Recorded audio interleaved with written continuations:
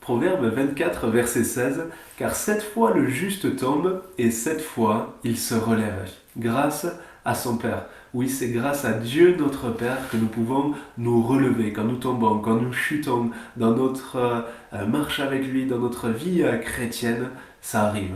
Ça arrive de tomber, ça arrive de chuter à tout le monde. Le juste tombe, mais il se relève. Et on le voit dans toute la Bible, dans toute la parole.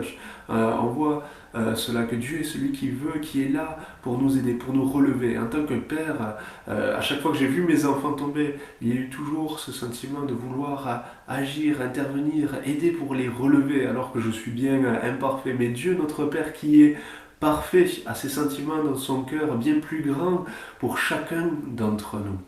Et une situation dans la Bible qui nous le montre bien, c'est dans l'évangile de Luc chapitre 15, où on voit la parabole qui est connue sous le nom de la parabole du fils prodigue.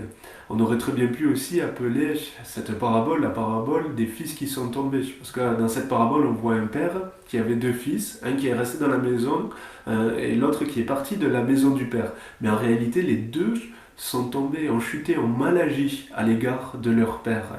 Mais on aurait pu aussi appeler cette parabole la parabole du père qui relève ses enfants, parce que c'est vraiment ce qu'il y a pour moi, je trouve, de plus beau dans cette parabole.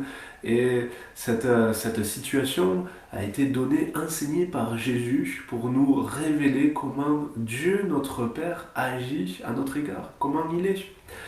Et dans cette situation, on voit un enfant, un des 2 enfants du père qui avait vraiment offensé, méprisé son père, qui était parti de la maison du père et qui était parti pour faire sa vie, faire ce qu'il voulait, ce qui lui plaisait.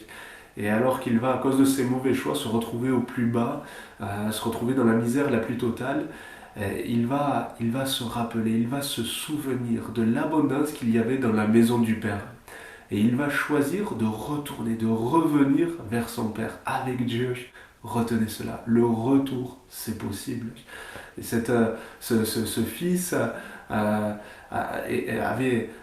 choisi de revenir et de demander pardon à Dieu et à son Père. Et ça, dans la culture juive, Jésus parlait à des juifs, aujourd'hui il nous parle à tous au travers de ce passage, mais à l'époque il parlait à des juifs, et cette situation c'était impensable dans la culture juive. C'était inacceptable pour un père juif d'être traité de cette manière, comme le fils avait agi à l'égard de son père.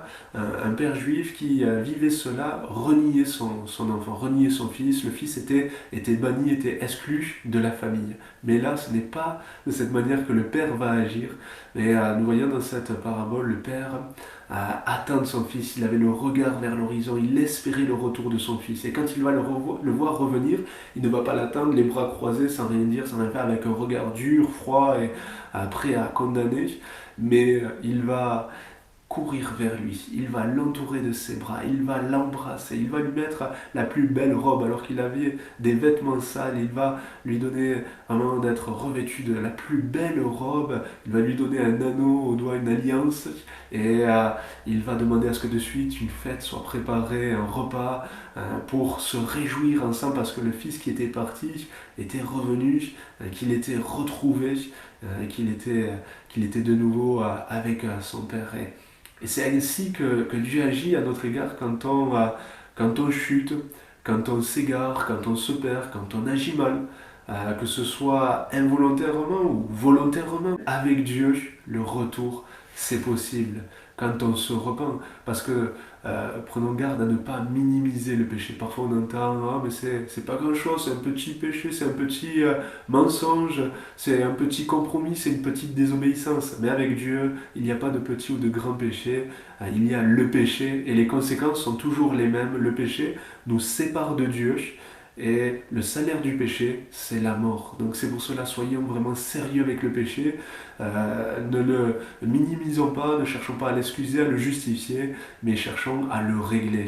Comment? En revenant vers notre Père qui nous attend, les bras ouverts, en lui demandant pardon, pardon pour tous nos péchés. Et grâce à lui, grâce à Jésus-Christ qui a tout accompli à la croix pour que nous soyons lavés, purifiés, pour que nous puissions avoir ces vêtements aussi, des vêtements blancs, les vêtements du salut.